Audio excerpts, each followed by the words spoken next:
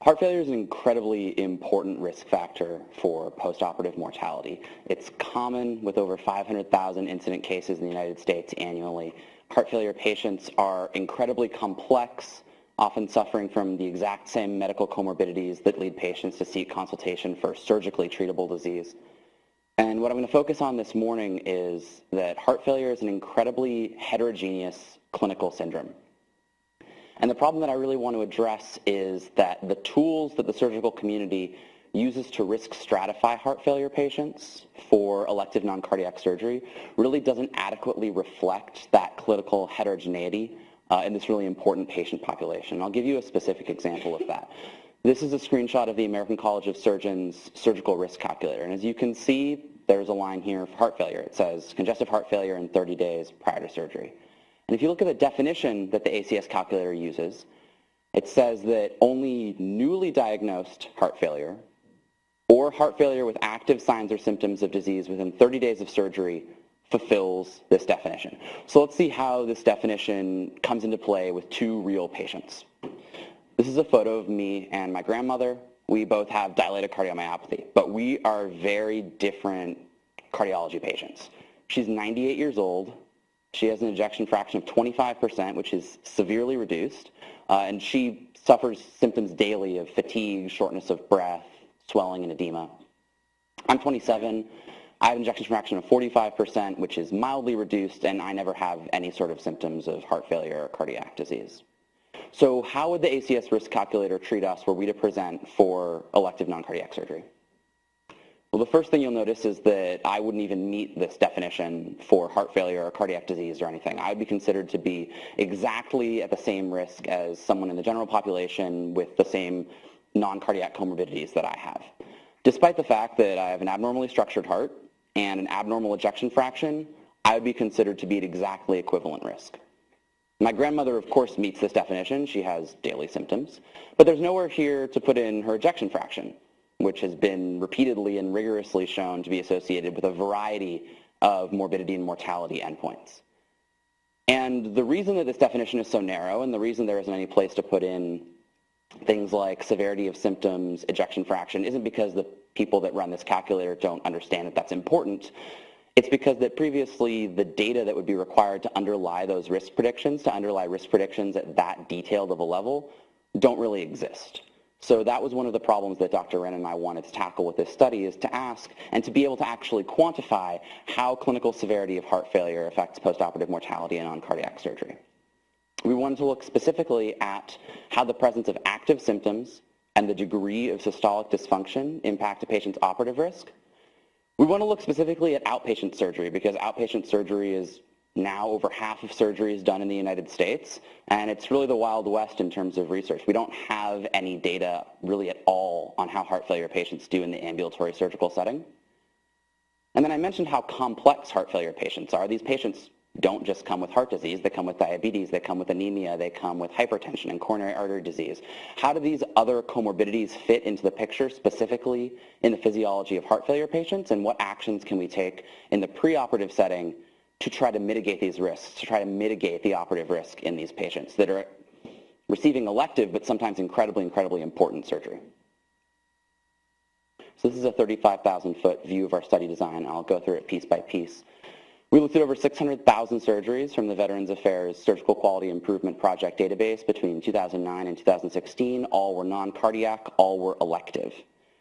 We defined heart failure as one inpatient admission or 2 outpatient visits with diagnosis of heart failure within 3 years of surgery. So these are patients who are being actively seen by a clinician for heart failure. This is not a patient who had viral myocarditis 10 years ago and heart failure is in their problem list. This is a patient that's actually being seen by a cardiologist for heart failure or has been recently admitted with a diagnosis of heart failure. And then, as I briefly mentioned, we then further stratified these patients by their left ventricular ejection fraction as measured by echo and by whether or not they had symptoms within 30 days of surgery, this exact same sort of ACS NSQIP definition. And then our primary outcome was 90-day postoperative mortality. Now, heart failure patients and non-heart failure patients are very different patient populations. They're going to be receiving different surgeries, and we're going to have a ton of bias in our study, a lot of confounding, if we don't adequately deal with the fact that these patients are receiving different surgeries. So the VA uses something called the surgical complexity matrix to distinguish between standard, intermediate, and complex surgeries. These are done by CPT code. And this was done to determine what types of VA facilities can perform what types of procedures. But fortunately, the way that they came to these guidelines were by assessing the acute intraoperative and perioperative risk to the patient. So it's perfect for our study. And here's a little overview of what a standard, intermediate, or complex procedure would look like. So we were able to, in our multivariable analysis, adjust for this in order to deal with the differences in types of surgeries being performed in these two populations. This is a selected table of the medical and demographic information we have about our patients. A couple things to touch on, of course, because this is a VA study, we're skewed dramatically towards the male end, but I will point out that we have 1,400 females with heart failure, 50,000 females without heart failure. So when you compare to the number of males, there aren't too many women, but in sort of a crude metric, there are a tremendous number of women in our study. We have a lot of statistical power to look at gender differences as well. And then, as is expected, our patients with heart failure are older. They suffer from higher rates of the medical comorbidities like diabetes, hypertension, coronary artery disease that we would expect in this population. Zooming in a little bit at the 48,000 patients with heart failure in our study, 60% of them had preserved ejection fraction, and the 40% that had reduced ejection fraction were split fairly evenly between mildly reduced, moderately reduced, and severely reduced left ventricular ejection fraction. We have echo data on 97% of our patients, and 80% of those echoes were within 1 year of surgery. So for those of you who aren't in the heart failure literature every day, that's really, really good echo data for a retrospective study of this size. And that's one of the things that has allowed us to draw some fairly unique conclusions is because of the availability of this echo data. We also wanted to make sure that our patients were being optimally medically managed for their heart failure. If we're going to be drawing conclusions based on the effects of operative management on these patients, we want to make sure that their medication regimens are optimally managed before they go into surgery. So we were happy to see that 90% of our patients were receiving both beta blockers and ACE inhibitors before surgery. And then what I think is really the most important line in this table is the fact that 87% of these patients did not have symptoms within 30 days of surgery. 87% of the patients who are seeing a cardiologist for heart failure, 87% of patients who were either seeing a cardiologist for heart failure or have been recently admitted for heart failure within 30 days of surgery did not have symptoms at the time of surgery, would not have met the ACS definition for heart failure and increased risk in that calculator. So it's not only a really important question, but also an incredibly open question as to whether or not these patients experience elevated risk. You as a surgical community need to know how to treat these patients when they walk into your preoperative clinic, whether or not to consider them to be at elevated risk. If their ejection fraction is normal, if they don't have symptoms, how does that compare to someone with reduced ejection fraction and daily symptoms? So we used 3 models to compare patients with and without heart failure. The first was a very simple head-to-head model, heart failure versus non-heart failure. We saw an adjusted odds ratio of 1.67. That's great. That's kind of been done before. It was really in line with expectations. But it gets interesting when we break down our heart failure patients by left ventricular ejection fraction. So what we see here is a couple of things. Number one is a really nice progressive relationship between left ventricular ejection fraction and postoperative mortality risk. As you go from preserved ejection fraction to mildly, moderately, severely reduced LVEF, you see a progressive increase in postoperative mortality from crude of 4.88% 90-day post-op mortality in patients with heart failure and preserved ejection fraction, all the way to 8.34 in patients with heart failure and severely reduced ejection fraction.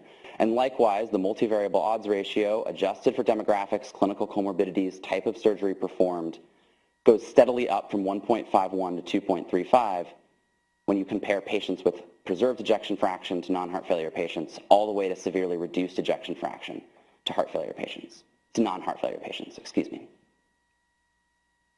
And then really, I think the crux of this first chapter of the study is the fact that asymptomatic patients with heart failure absolutely are at elevated risk compared to the general population.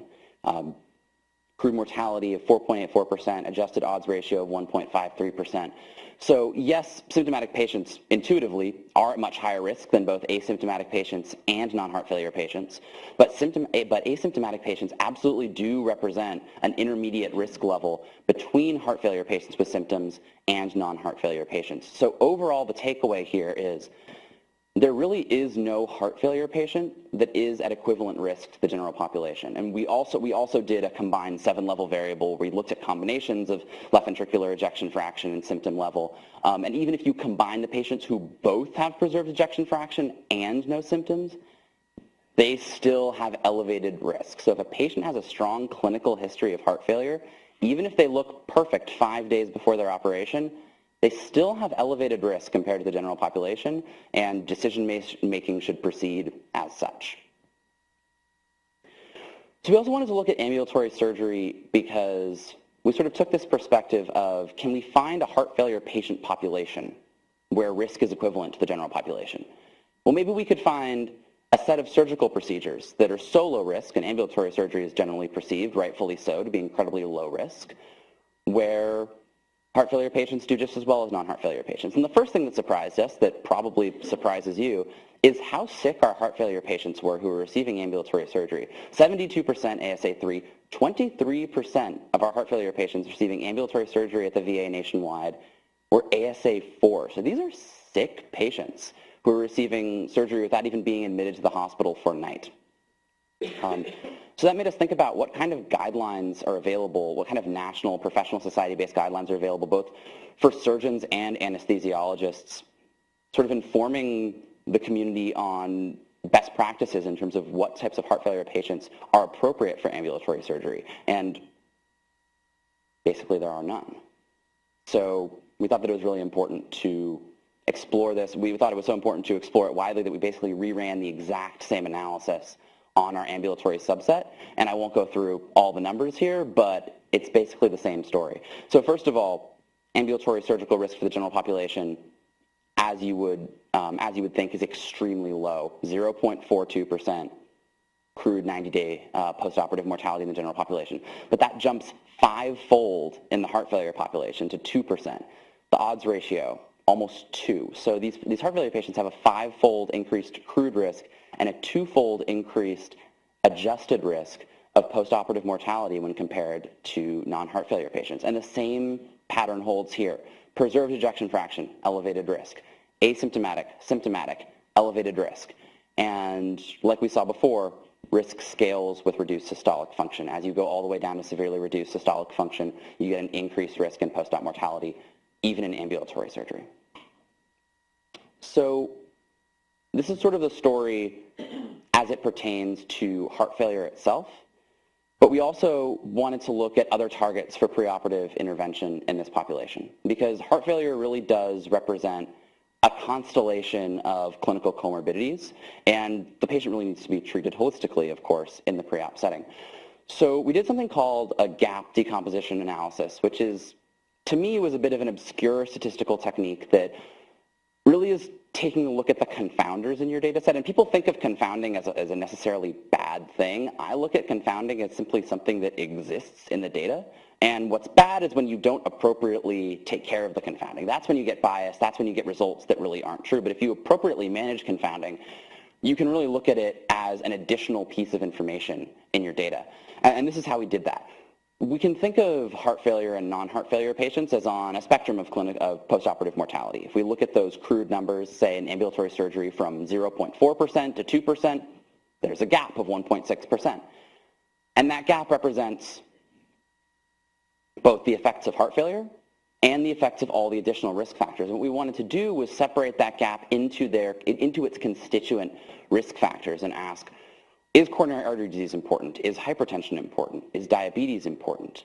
So that hopefully we could identify some modifiable risk factors in addition to heart failure that can sort of serve as red flags or even green flags to clinicians. They can say, oh, this patient has COPD. We know that COPD contributes heavily to postoperative mortality in heart failure patients. That's something I'm going to focus on optimizing before this patient receives their elective surgery. So we looked at all of the confounders in our data set. We split them into potentially modifiable and non-modifiable risk factors. And I'll say we're not trying to draw any causal conclusions here. This is purely exploratory analysis, but it came up with some really interesting results.